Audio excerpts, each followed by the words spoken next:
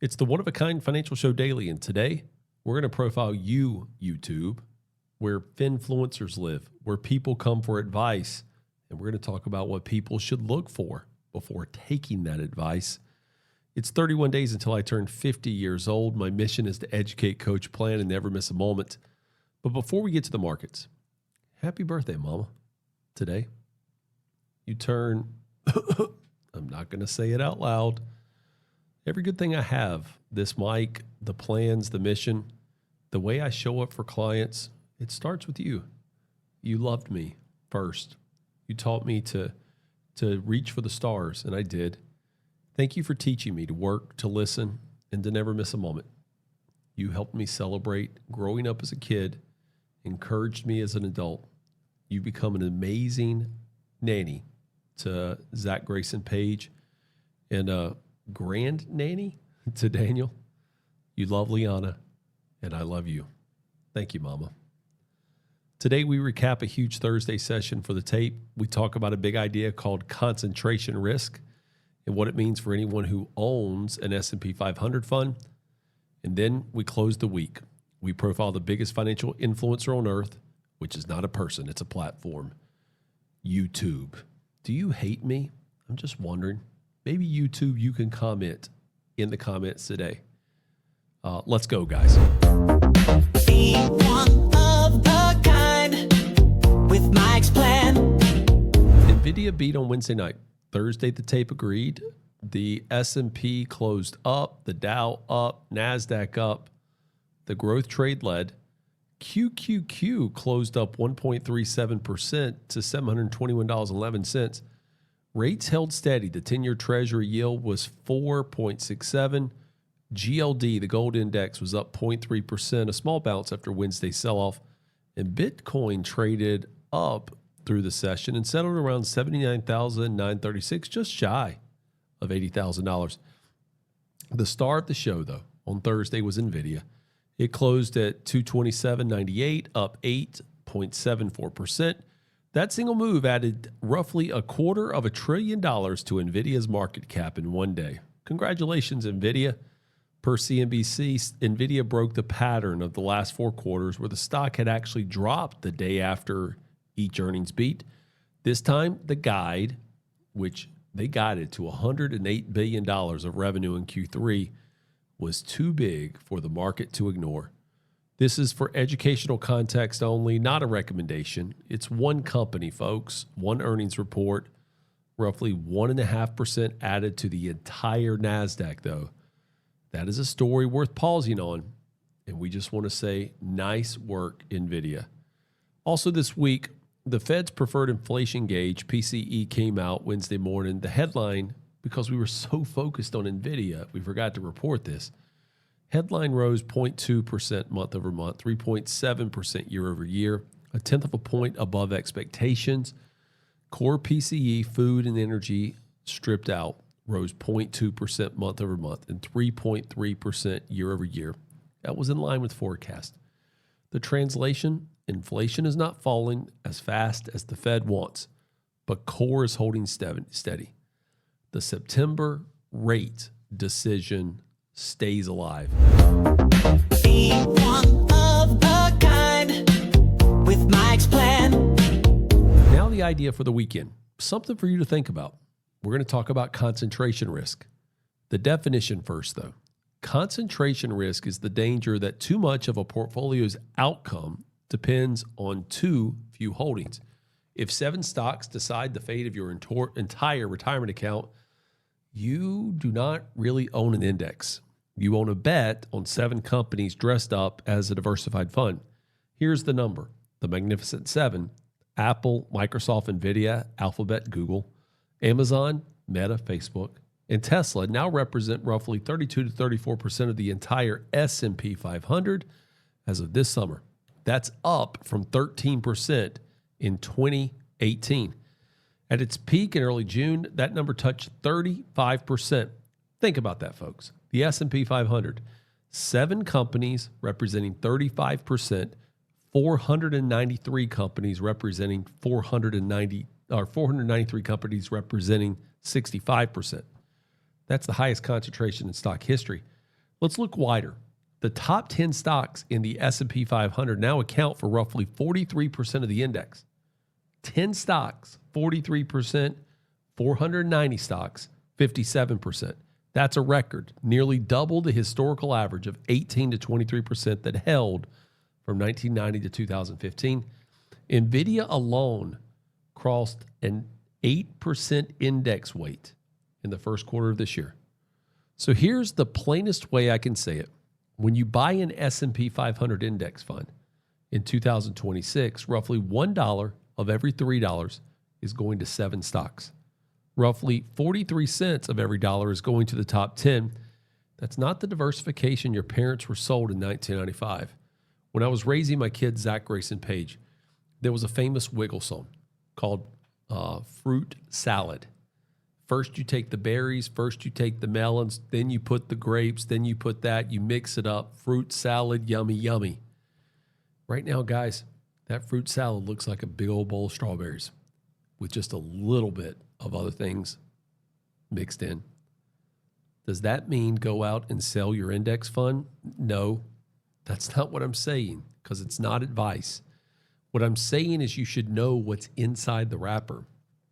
A one-of-a-kind financial plan asks, if my index fund is really concentrated, AI bet, among 7 to 10 companies, do I need to counterbalance that somewhere else with different asset classes, with different geographies, different risk structures, or even a protected account?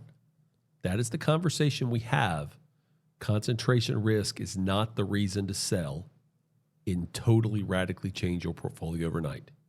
Concentration risk is not evil.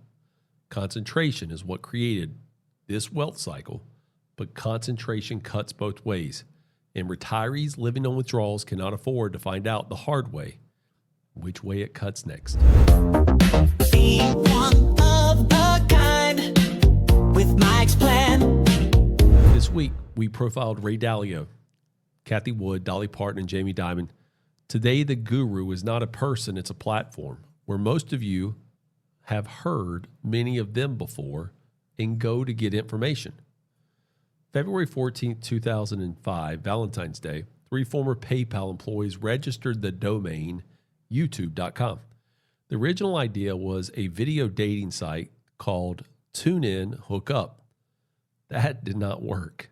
So they opened it to any kind of video. The first uploaded video was, quote, me at the zoo, which went live April 23rd, 2005. It was uploaded by one of the founders. It now has more than 355 million views. In November 2005, Sequoia Capital invested $3.5 million. 18 months after funding in October of 2006, Google bought YouTube for $1.65 billion in stock. Today, 21 years later, YouTube is where most Americans go for how-to knowledge, how to fix a sink, how to swing a golf club. Shout out to Podrick Harrington, my partner from last year's Charles Schwab Pro-Am. He's got a great channel on that. Also, how to open a Roth IRA, and more, to include how to build a retirement plan. Do I have enough insurance? To even this, the one-of-a-kind financial show daily. Here's why people come to YouTube for knowledge. There's 3 main reasons. Number 1, it's free. Number 2, it's visual. Sometimes you can watch people doing a thing, not exactly how we operate on this show. This is audio only. Maybe one day we'll get there. And number 3, it feels personal. You can look at a human face, not reading a document. Now, here's how financial content grew on YouTube. It is now the #1 channel where retail investors say they first hear investing ideas. That's according to FINRA Investor Education Foundation report cited via Wealth Management. And here's the punchline that matters for the show today.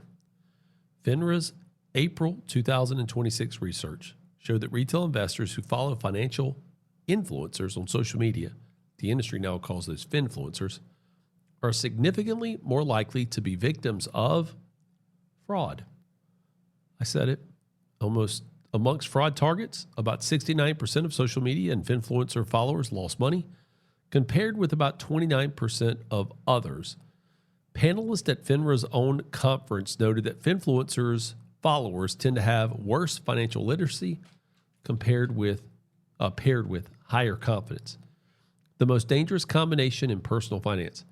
The SEC has issued formal investor alerts and even a 2024 Investor Advisory Committee recommendation on this exact risk.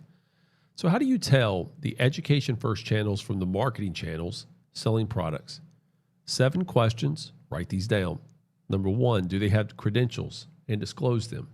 Like, hi, I'm Mike Milligan, certified financial planning professional. Number 2, do they cite sources on screen? We don't. We put them in the comments, but same thing. They're right there for you to watch. Number 3, do they teach concepts or do they sell trades? Oh my gosh, I tell you, don't use our information to do trades. I talk about how this is for educational content only, and I educate on profiles of people, what's happening in the market, and that the financial plan is the most important document that you can have in finances. Number 4, do they sell secondary products like courses, trading alerts, brokerage, referral links, Telegram groups? Those are direct financial incentives to hype up, not automatically disqualifying. Like, this show is educational and I run a financial planning firm. But you must ask, is the education the product or is the education the bait? Number 5, do they update when they are wrong? Oh my gosh. I think in episode 83 or somewhere around there, I gave some bad information. 84, I fixed it.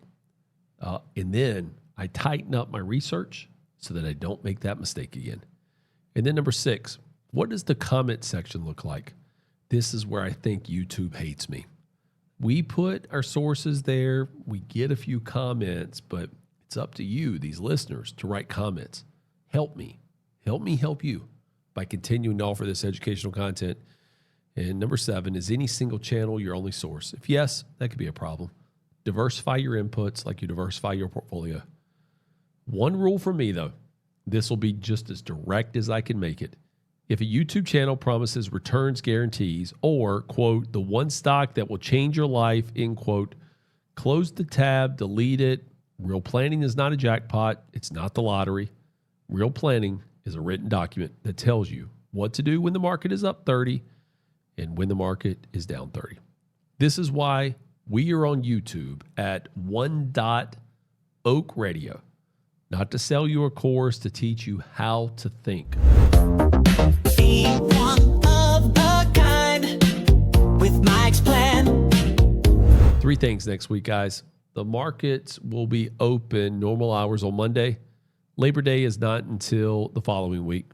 It's the first Monday in September, and next Monday falls on August 31st.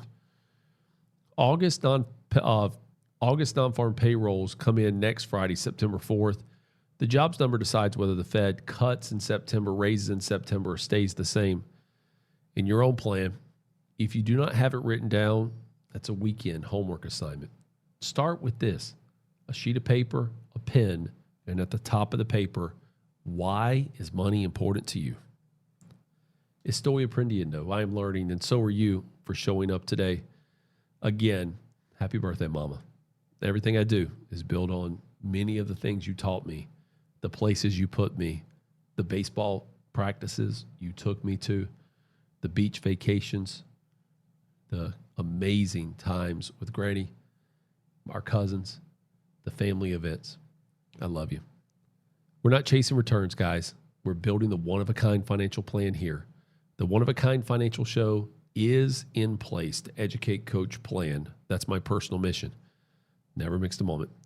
If you want to connect, text the word ideas, IDEAS, ideas, to the number 600-700, or call the office directly at 757-909-7151. I'm Mike Milligan, certified financial planning professional. Have a great weekend. I'll see you on Monday. This has been the One-of-a-Kind Financial Show Daily. This show is for educational purposes only and does not constitute personalized investment, tax, legal, or accounting advice. Investing involves risk, including loss of principal.